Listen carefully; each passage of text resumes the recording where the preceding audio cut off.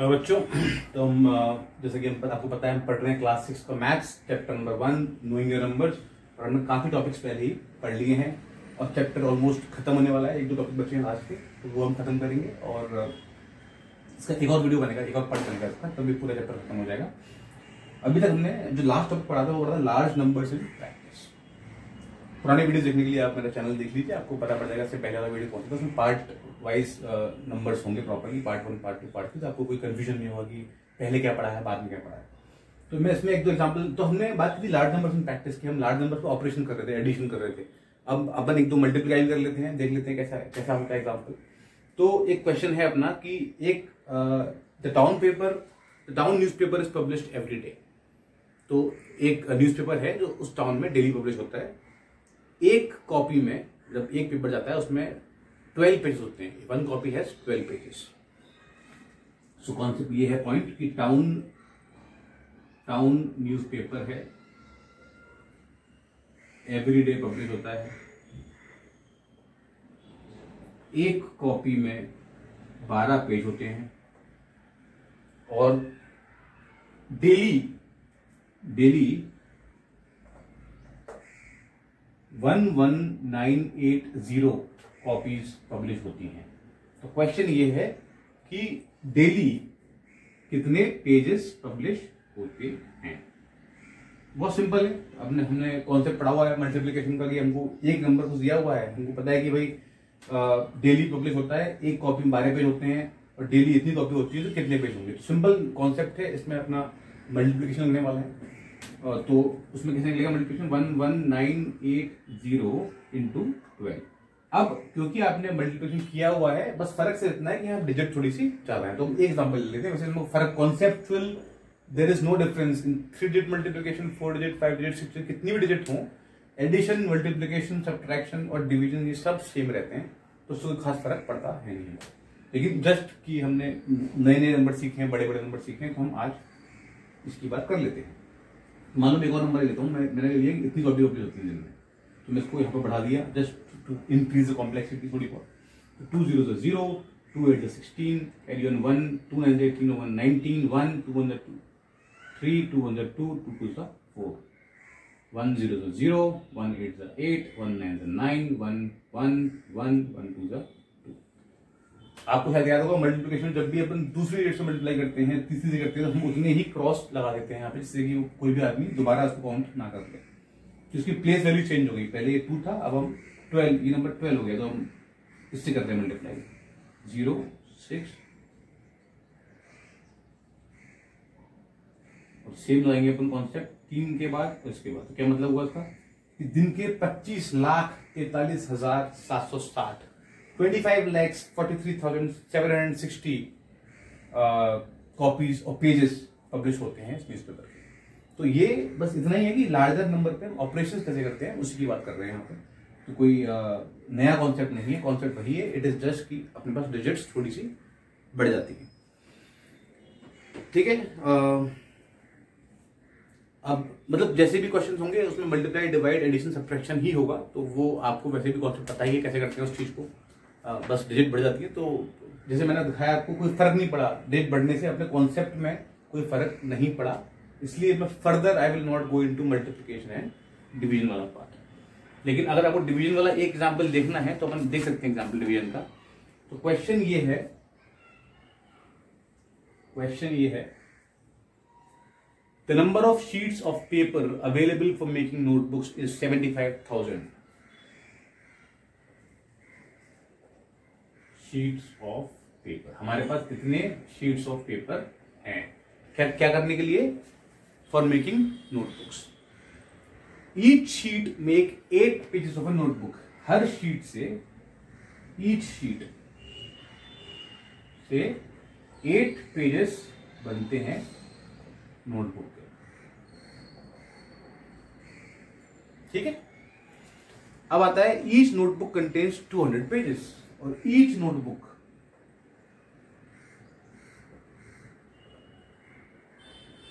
Contains 200 pages. तो इतनी sheet of paper है, इतने एक शीट में 8 बनते हैं और एक नोटबुक में 200 पेज बनते हैं। तो हमको कितने पेज बनाने पड़ेंगे?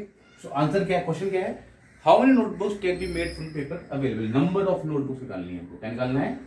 Number of notebooks. बहुत सिंपल सवाल है, साफ पता मतलब देख के कि ओके, तो हमको पहला क्या निकालना पड़ेगा, नंबर ऑफ नोटबुक क्या निकालना पड़ेगा, कितने पेज बन सकते हैं। हमको इतना पता है कि एक नोटबुक में 200 पेज बनते हैं। तो टोटल कितने पेज बनेंगे? इतनी शीट ऑफ पेपर है और टोटल एक शीट में 8 पेज बनते हैं। तो टोटल पेज कितने बने अपने? 75,000 इंटू 8। एक शीट में 8 बनते हैं, टोटल शीट अपने पास इतनी है। 8 5 is 40, 4 8 7 is 460, and then you have 3 zeros.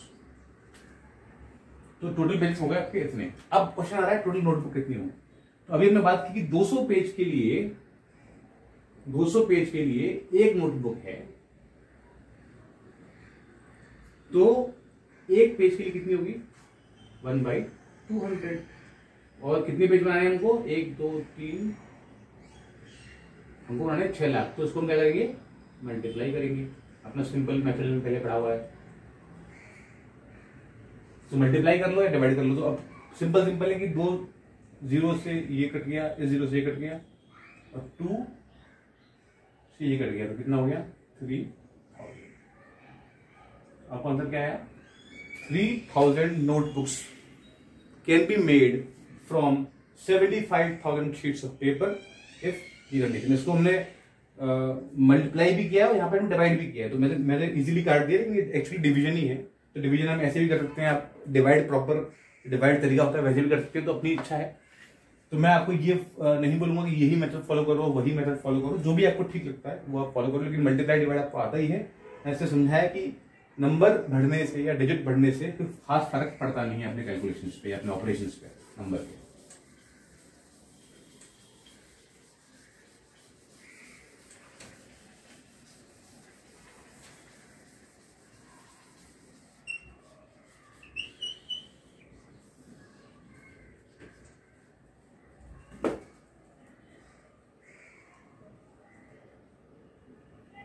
अब नया टॉपिक पढ़ेंगे एस्टिमेशन। एस्टिमेशन होता क्या है?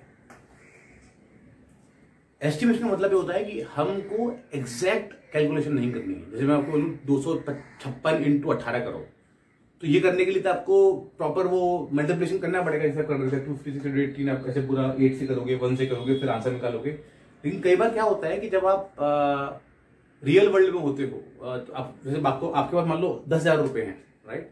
अब उसने बोला कि मेरे को 20 आइटम खरीदने हैं और हर आइटम की कॉस्ट जो है 425 के आसपास है। तो आप बैठ के 425 इंटू 20 या 22 तो नहीं करोगे जितने आइटम खरीदेंगे, वो करने के लिए आपको टाइम लगेगा, उतना टाइम अपना होता नहीं है।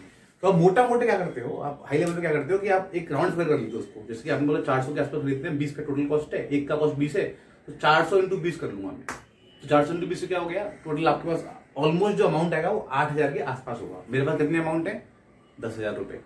उसके बाद क्या हुआ कि मैं ये अमाउंट लगा सकता हूं कि मेरे पास इतने पैसे हैं। तो एस्टिमेशन जब भी मैं बोलूंगा बॉम्बे से दिल्ली की दूरी कितनी है, अब आपसे एग्जैक्टली कोई नहीं पूछा कि 1528 किलोमीटर है क्या, कि 1648 किलोमीटर है क्या। आपने बोला 1500 के आसपास किलोमीटर है, तो मेरा काम हो जाता है।